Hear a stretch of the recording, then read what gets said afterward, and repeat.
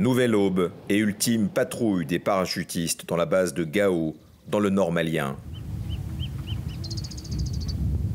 Dans quelques heures, il n'y aura plus un soldat français au Mali. Pour autant, impossible de baisser la garde, la menace djihadiste reste omniprésente. On observe avec nos équipements, on peut remarquer des mouvements à droite à gauche. Après,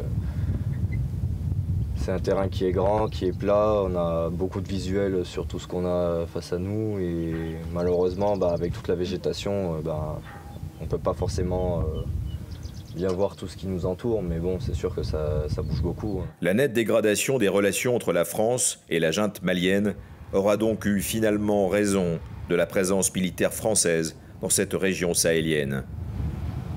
Gao, hier un camp militaire géant fonctionnant 24 heures sur 24, n'est plus qu'une base fantôme perdue aux confins du Sahel. Une emprise française bientôt rendue au Mali. Le tout dernier convoi logistique, 150 véhicules, vient de quitter la base. Ne reste derrière que ces unités d'élite qui s'apprêtent à leur tour à prendre la route dans le plus grand secret.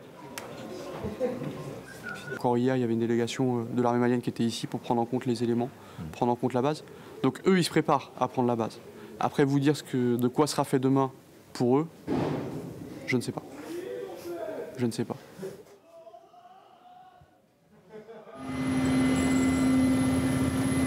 Quelques heures plus tard, dans le ciel malien, une escadrille d'hélicoptères de combat part à la rencontre des derniers militaires de la force Barkhane en provenance de Gao.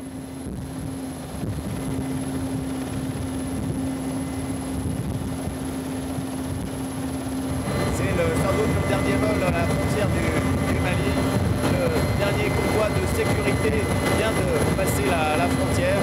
Et il n'y a plus, au moment où nous survolons la frontière nigérienne avec le Mali, il n'y a plus un soldat français sur le territoire malien après 9 ans de présence au Mali. Après près de 10 années d'appui aux forces maliennes et l'élimination des principaux chefs djihadistes de la zone, la France est contrainte de se retirer, alors que la violence terroriste menace de nouveau Bamako et se propage bien au-delà du Sahel jusqu'au golfe de Guinée.